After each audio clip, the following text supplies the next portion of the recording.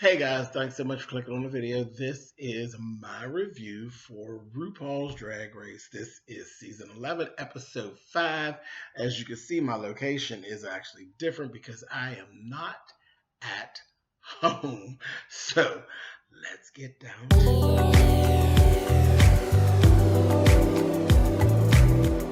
And I'm like, come on through, Cookie. I'm going up on my soapbox. That's basically it. Let's talk about drag and all its forms.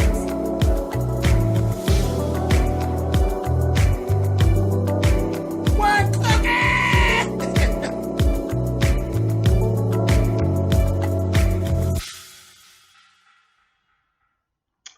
Hey guys, welcome.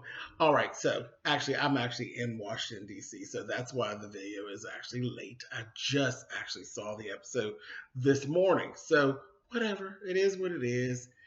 Life still goes on, even if James is out gallivanting, it still goes on. Let's move on.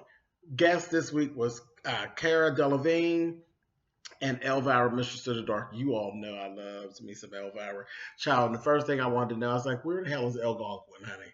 You know her little dog that has the little spiked hairdo? I wonder if that dog is actually still living. He was so cute. And he was like a cute ugly all at the same time. But she's the Mistress of the Dark, and he was the dark dog, honey. I wanted to know where the hell was Algonquin. But anyway, moving on.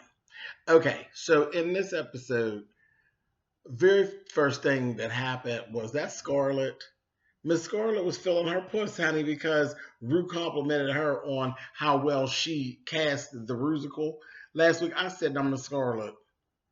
Girl, don't see, because that's where people get all fucked up, honey. They get to thinking too hard and thinking too much of themselves.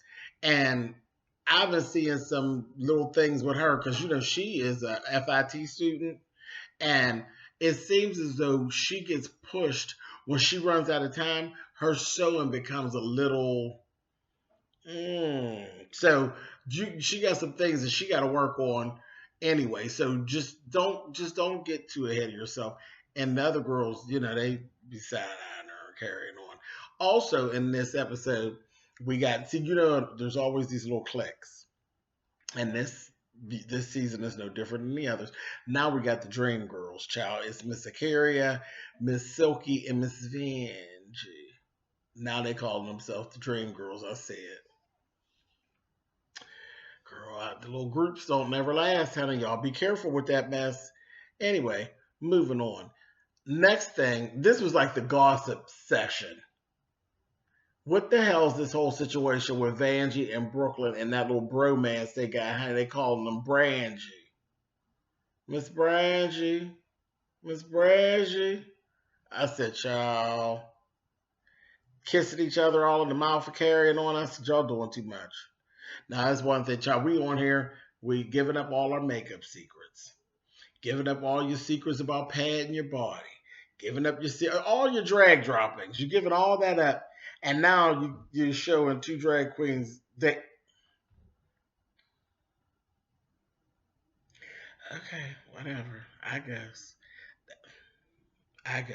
Moving on. Anyhow, then there was this little argument between Raja and Evie. I said, boy, these little attitudes is coming out, honey. We got a whole real reality show going on here. So they got to going back and forth, honey. And Miss Raja said that Miss Evie stinks. In her confessional, she's like, did the bitch even take a bath? Girl, I'm just saying, she stinks. I said, oh, what's going on, Miss Evie, girl? You a whole dude, bitch, running around there stinking, bitch. Not good, not good, not good. Evie was reading Raja about being in the bottom. And, Raja's like, girl, I don't care. It is what it is. I'm still here because I'll lip sync whoever they got for me to lip sync against. I'll lip sync them down to the ground. And Evie's like, well, bitch, that ain't going to win you the show. You do all that, and you could knock everybody down lip syncing, and then you still won't win because they don't think that you're going to be okay in the real world because you can't lip sync in the real world. I said, oh, Jesus. So That's a whole mess. Don't know what that's given. But anyway, like I said, this was like the whole gossip session. Honey, they beefing the same way the folks be beefing on YouTube, honey. I said, look at them. Anyway, so then for the mini challenge, Trixie Mattel showed up and they did the best friend doll. And they all did okay. They all did all right. But the winner was Raja. She was the winner. She had this little ghetto doll. She did this little ghetto doll thing, honey, and it worked for her. It really did. Because, she gives you Banji girl realness. So it actually worked, and Rue got a kick out of it. So Raja O'Hara ended up winning the mini challenge. Maxi challenge, she said, baby, we get ready to have a ball. I said, oh, here we go. So, there's 3 different category girls given. Category is, it's the Monsters Ball for the Maxi Challenge. Category is 1, Trampy Trick or Treat. Category 2 is Witch Please. Category 3 is MILF Eleganza. I said, oh, Lord have mercy. So 3 different looks they had to pull. But everything has that theme of monsters, a monsters ball. And you knew that when you seen Elvira, it was going to be darkness and shade and all this goodness. So for the look, the Trampy Trick or Treat is, hooker, goddamn, something very risque. Trick or treater is what it is. Honey, Brooklyn came as a mummy and was wrapped all that baby, and she was on point. She did her little point shoes and came down the runway on point. It was beautiful. And the way she moved, the contrast, I thought was so awesome because, mummies are slow and kind of awkward. And she was very pulled up and poised and all of this. You know what it gives. And I lived for it. I thought it was the contrast I just loved. And of course, her face, the parts of her face that beautiful. And, you couldn't really see much, but like her eyes, she was just a beautiful fucking mummy. It just worked for me. I liked it a lot. Evie, I called her Dino Honey because she came as like a T-Rex. And she was giving you the little short arm thing. And she actually had dinosaur feet attached to her shoes. It was very Evie. It was very odd. She looked like a dinosaur transformer. And it just worked. It was very good. The details were real good. And it worked for Evie. And then Silky Girl. What is that? She came in some type of a unicorn. It was supposed to be a unicorn child. It wasn't nothing but a damn cat suit. It was a dance. It was a dance outfit for a bar. Not even a pageant, for a bar performance is what it was. I wasn't feeling it at all. I was like, it's okay. I lives for you, girl, but no, ma'am. The second look, Witch Please. The standouts for me. Nina West. Girl, that just looked cheap. They came as like a witch. It had to be some type of a witch. It was cheap. She came as like an old Salem witch, and she had it all together. She had that look, but then it was where she messed up. It was supposed to be these flames. That's what she's trying to kick it up a notch. Because she had the Salem witch look, 1800s. It was down pat. Because she's theater, so that was no problem. But at the bottom of the dress, it was supposed to look like flames coming up, and it didn't look like flames. It looked very cheap and costumey, and I didn't like that at all. So I was like, that'll be a no, Miss West. That'll be a no. Second was that Sugar Cane. Sugar Cane came as Bloody Mary. Baby, if they decided to make a movie with Bloody Mary, that look the Sugar Cane pulled off would be perfect. It could fit. That look she pulled could work in any of the Conjuring movies. It was excellent. It was excellent. It was scary. It just was, ew. I was like, girl, no, ma'am. Brooklyn's look, I liked. I did like Brooklyn's look. I don't have no whole lot to say about it, but I did like it. But Brooklyn pulls look. She lets the girls have it. And then Evie actually came out and she looked exactly like the character from, what is those movies? Dead, Evil Dead, Evil Dead. Evil Dead Part Two, the woman that was in the basement that kept coming up for the thing, kept saying, "I saw it all, I saw it all." Evie was looking just like her. She was a witch, and she had the hat. The hat brim was bent this way and came down and covered this eye, which was sharp. And she had that white eye. She looked just like that woman that was in the basement, honey. I said,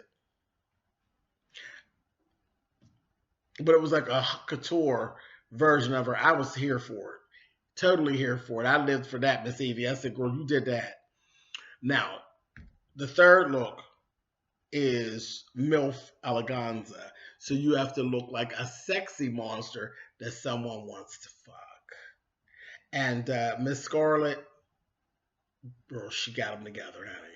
She got them together. It was given Monster from the Black Lagoon, honey.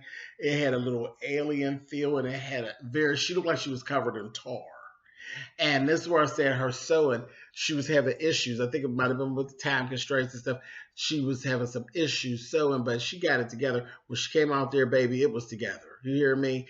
It was definitely given Creature from the Black Lagoon meets the little girl from the Ring, honey. I was like, okay, I was here for it. Nina West looked totally scary. Totally scary. She came out in a flesh face mask that looked just like her, but it looked like her version of the Michael Myers mask. Spooky as hell.